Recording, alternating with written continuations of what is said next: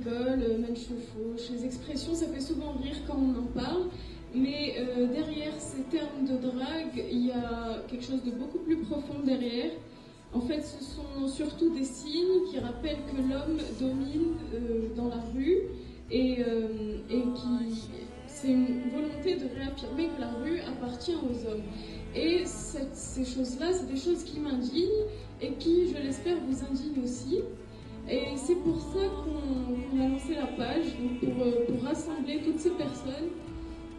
Et j'insiste aussi sur le fait que nous voulons mobiliser aussi bien les femmes que les hommes, parce que avoir des hommes parmi nous, ça rendrait la chose beaucoup plus crédible. Et surtout, c'est des choses qui vous concernent aussi, parce que vous avez tous une mère, une sœur, vous aurez une fille, et personne ne veut que sa fille soit victime de ce genre de violence. Et la présence même dans cette université, c'est quelque chose de très important, de révolutionnaire, parce qu'à l'époque, on ne nous permettait pas d'aller dans les universités porter le parole des sujets aussi graves. Même dans les universités, ils avaient peur. Aujourd'hui, il y a une certaine ouverture. Parce que moi, je ne sais pas si ça se fait encore, mais j'ai étudié dans des manuels quand j'étais petite, où il y avait cette caricature de la famille avec la maman dans la cuisine, la maman qui faisait le passage, la maman qui travaillait à la maison et le papa qui revenait du travail. Et pourquoi c'est important de parler de ça? Parce qu'aujourd'hui, s'il y a tant de problèmes, c'est un problème d'inculture. Les jeunes aujourd'hui sont inculturés, ne savent pas. S'ils savaient la richesse qu'on a dans ce pays, la diversité, ils n'en seraient pas à exclure les femmes. Ils auraient d'autres soucis, ils auraient d'autres centres d'intérêt. Le problème, quand il n'y a pas de centre d'intérêt, on va se focaliser sur la femme va devenir un objet. Or, s'ils avaient vu, s'ils étaient au courant de tout ce qu'avait la femme, ils vont faire un cri de colère et en espérant que ce cri de colère ne sera pas seul. Et de temps en temps, vous me voyez venir ici. Et je regardais la salle et puis je revenais régulièrement. J'ai un petit baromètre que j'essaie d'utiliser.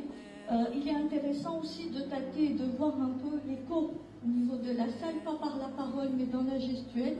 Je regardais combien il y avait de têtes baissées sur les SMS ou sur en connexion, comme ça arrive souvent dans les personnes qui étaient très intéressées, très à l'écoute. Je ne connais pas, mais nous, c'était pas une question de transposer un modèle occidental ou bien de faire une marche des salopes ou bien de défiler à moitié nu.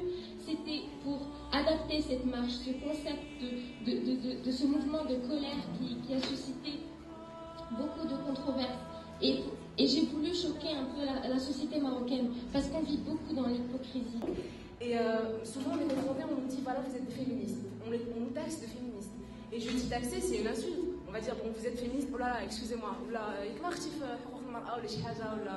non, être féministe, c'est aussi être un homme et une femme. Être féministe, c'est défendre les droits des femmes. Donc, il est temps que nous, jeunes et moins jeunes, que nous voyions cette réalité et que nous luttions contre une société qui dépossède la femme de son corps, qui fait du corps de la femme un objet de plaisir, un objet de...